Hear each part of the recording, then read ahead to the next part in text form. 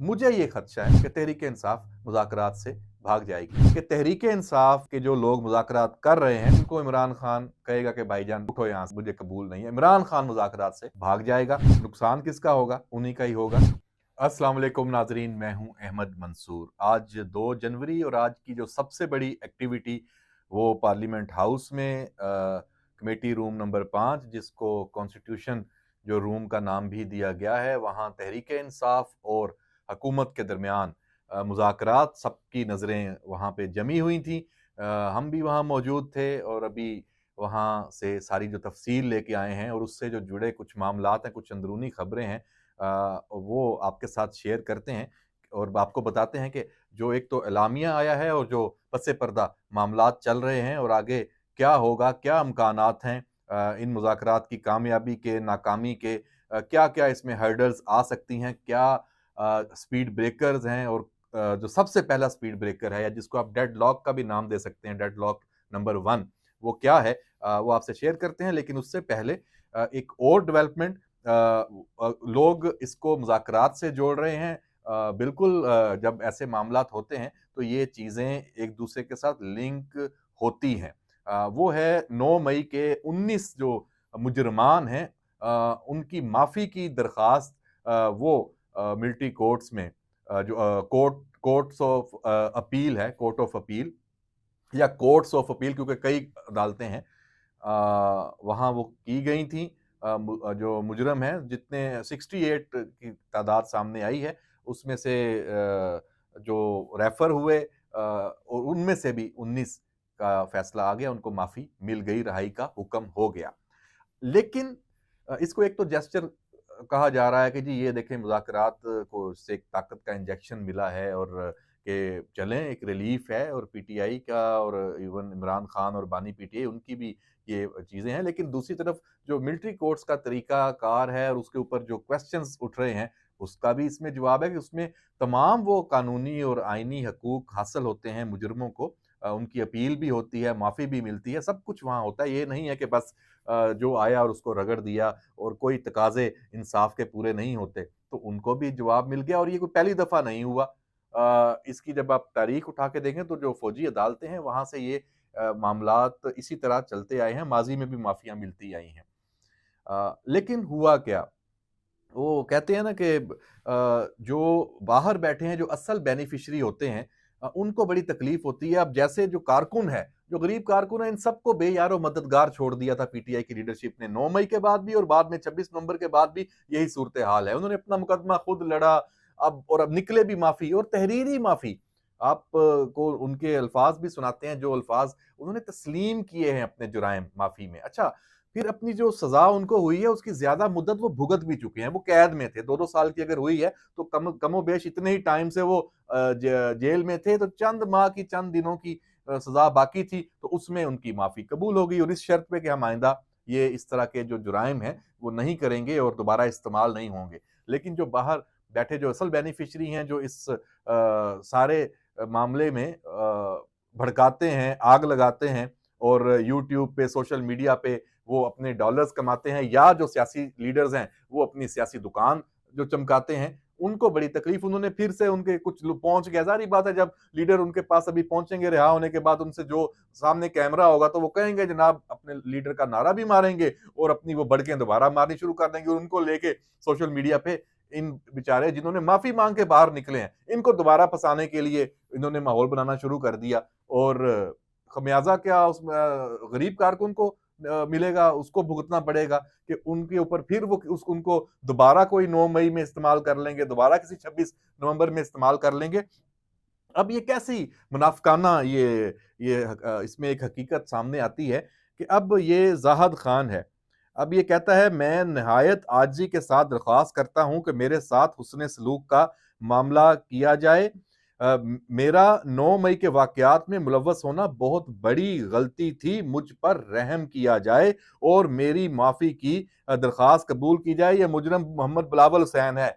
और इसकी आप देख लें, वो एक जो सनम जावेद ने गालिबन साथ खड़े होके बड़े जनाब ग्लासेस वगैरह लगा के मेकअप-शेकअप करके तैयार होके पूरी शूटिंग की है और वो उस बेचारे की जो पूरी दरख्वास्त है, वो आप देख लें कि वो अपनी ना सिर्फ़ तस्लीम कर रहा है जुर्म को और माफ़ी और रहम की दरख्वास्त भी कर रहा है जो मंजूर हुई।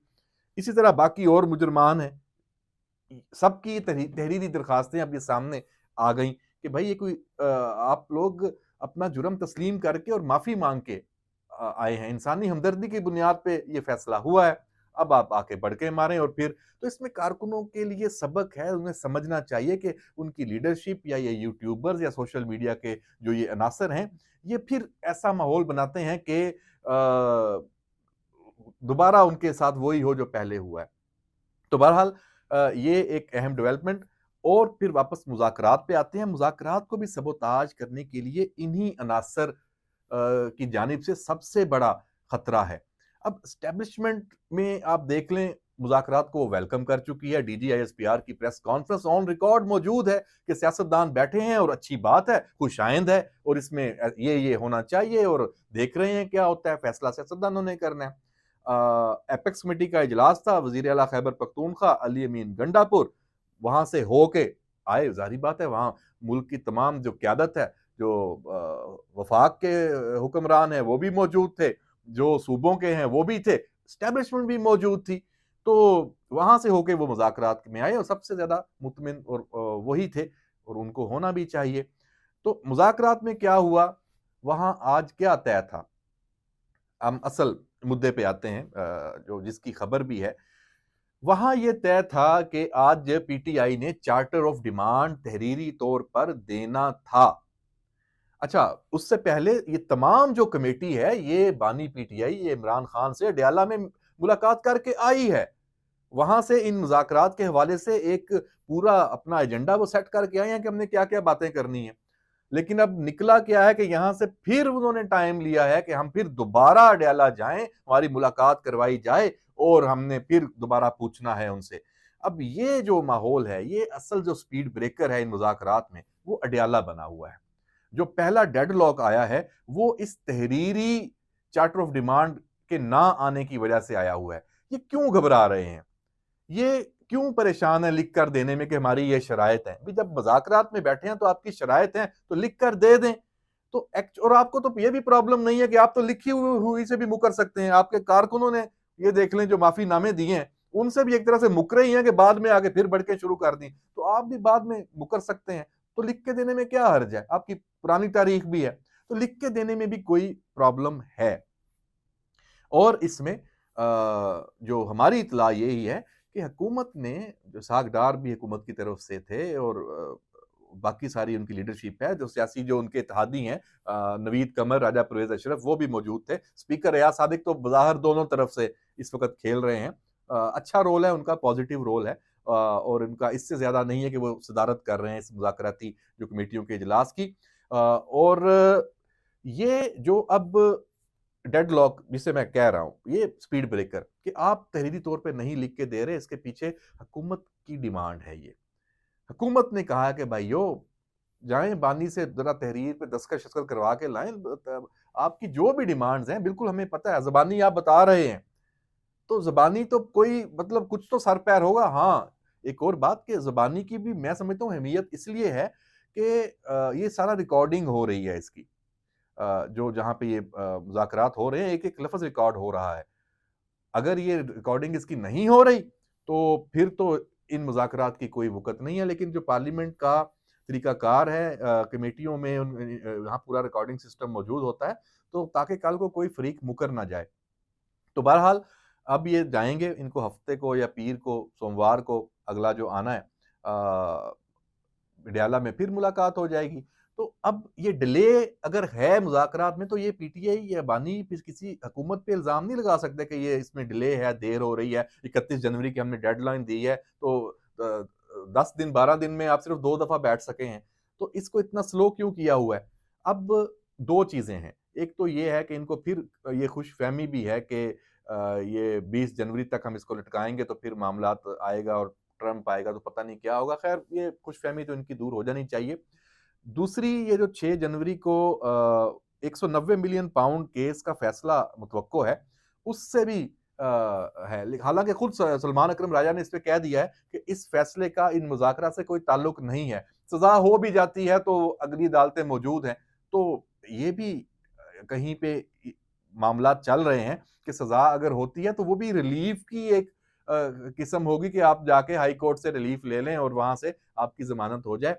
तोशाखाना 2 केस भी मौजूद है और चीजें भी हैं। जीएचक्यू हमला केस है, फैज हमीद का मामला चल रहा है, उसमें 9 मई भी आया हुआ है। तो अभी इतनी आसानी नहीं है। जो मैं पहले भी बार बार कह चुका हूं कि इन मुज़ाकरात में इमरान खान की सियासत में भरपूर जो वापसी है उसका अमकान जीरो है।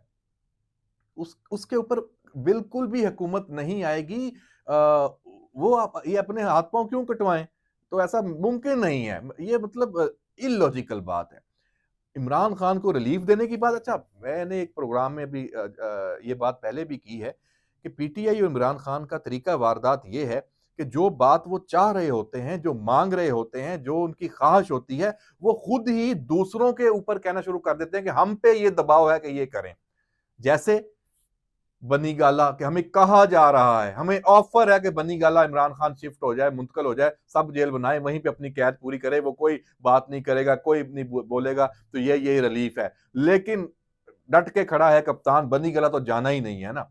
तो अब ये बातें खुद से सोशल मीडिया पे फैलाना, बाहर आके बातें इमरान खान से मंसूब करके ये बातें करनी शुरू हो गए हैं। होगा क्या?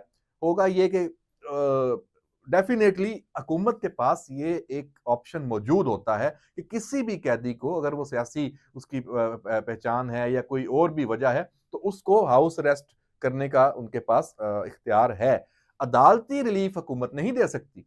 इंतजामिया अदालत को नहीं पाबंद कर सकती कि आपने इस केस में सजा सुनानी है, इसमें नहीं सुनानी, ये मुमकिन नहीं है। हाँ, जो सजा है, जो कैद की मुद्दत है, जो अरेस्ट हुआ है जो बंदा, उसको आप किसी फलां जेल से जेल में दूसरी जेल में मुंतकल कर दें, ए क्लास दे दें, सी क्लास दे दें, या आप अडयाला को सब जेल करार दे दें, ये मुमकिन होता है। ये मुज़ाकरात के बाद इसका पता चलेगा, पहले मरहले में ये कैसे हो सकता है।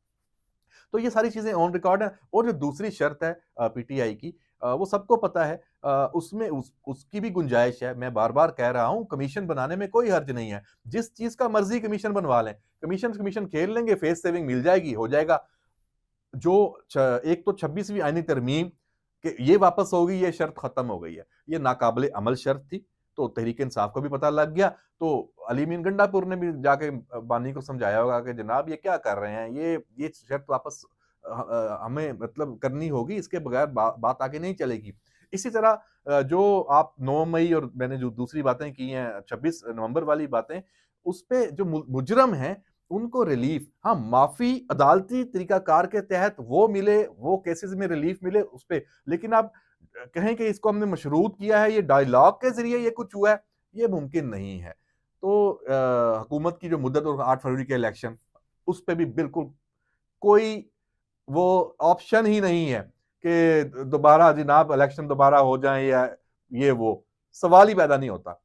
ना इलेक्शन दोबारा होने की बात मुज़ाकरात में शामिल है, ये इस पे बिल्कुल क्रॉस है, और ना ही 26वीं आईनी तरमीम पे। तो विन विन सिचुएशन पे जाना है तो आप पॉलिटिकली अपनी कोई डिमांड्स पूरी करवा लें कि उसमें, हाँ इसमें मैं समझता हूँ कि एक ये जो मखसूस नशिस्तें वाला मामला है, इसमें भी जरूर पीटीआई अपनी डिमांड रख सकती है, और इसको भी काबिल गौर है ये बात, अगर हुकूमत इसको मान ले या इस पे, लेकिन वो भी किसी टर्म्स एंड कंडीशन पे।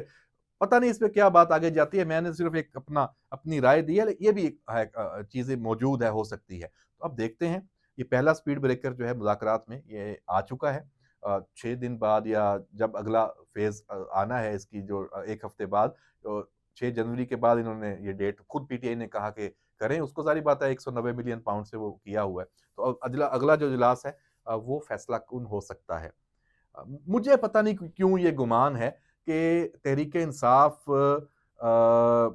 भाग जाएगी मुज़ाकरात से, मुझे ये लग रहा है। वो वजह जवाज क्या बनाएंगे, उनके पास 100 जवाज हैं, वो तो आपको पता है, बड़ी बड़ी एग्जांपल्स हैं जवाज बनाने की। तो देख लेते हैं। बल मैं फिर ये दोबारा रिपीट कर रहा हूं, मुझे ये खदशा है कि तहरीक इंसाफ मुज़ाकरात से भाग जाएगी। मैं अपनी बात में थोड़ी सी तब्दीली कर रहा हूं। मुझे ये खतरा है कि तहरीक इंसाफ के जो लोग मुज़ाकरात कर रहे हैं, उनको इमरान खान कहेगा कि भाईजान उठो यहाँ से, मुझे कबूल नहीं है। इमरान खान मुज़ाकरात से भाग जाएगा। नुकसान किसका होगा? उन्हीं का ही होगा। तो ये सारी कोशिश ज़रूर करेंगे उसको कि वो ना भागे। देखते हैं कि तहरीक-ए-इंसाफ के जो मुज़ाकरातकार हैं, वो कामयाब होते हैं या अडयाला में इमरान खान कामयाब होता है। ये मामला अभी चलता रहेगा और बड़े गरमा-गरम खबरें हमें मिलती रहेंगी। इजाज़त दीजिए, अल्लाह हाफ़िज़।